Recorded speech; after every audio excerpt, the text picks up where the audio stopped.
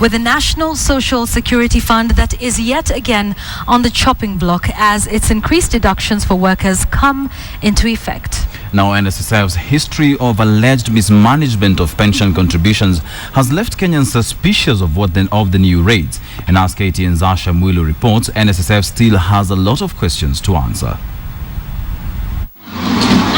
They say that only two things in life are certain: death and taxes. And for many Kenyans in their retirement, taxes may well be the death of them. For years, they have religiously contributed to the mandatory National Social Security Fund. The promise was a financially secure life upon retirement.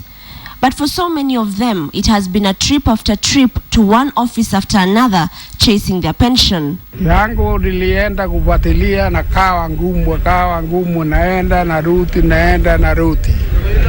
Baka nikaona pesa zile zimetumikia barabara na kulala. Heri nipoteze hata yote ipotee. Kipsoi Muto's experience is just but one tree in a forest of similar stories. There's a case I'm pursuing of a person who died in 1990. Up to now he has not been paid, and I'm told the new system that they have cannot capture those old claims from 1990s. These concerns are not new to Kenya and certainly not to the NSSF. The management of pension contributions by the fund has been the subject of much criticism. NSSF is currently struggling to entangle the controversies surrounding its Stasia housing project.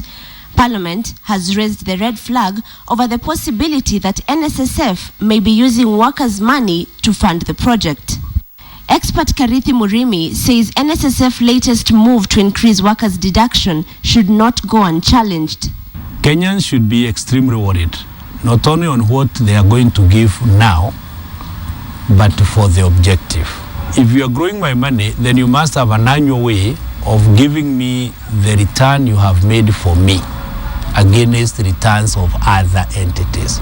Muremi says Kenyans should evaluate the Canadian pension scheme for a glimpse of how NSSF should be working. Starting in 2012, if you are under 65 and work while receiving your CPP retirement pension, you and your employer will have to make CPP contributions.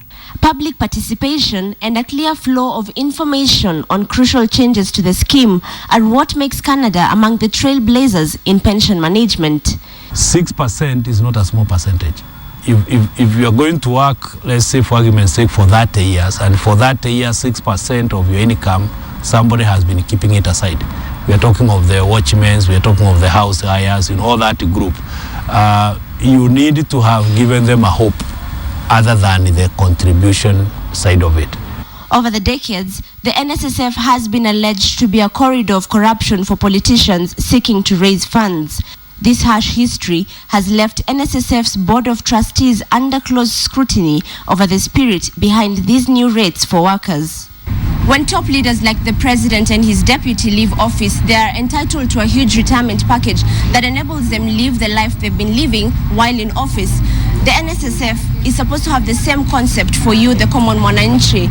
But 50 years on, as the National Social Security Fund continues to increase deductions, it's yet to ensure that all Kenyans who've clocked 60 are living a comfortable life. Asha Mwilu, KTN, Nairobi.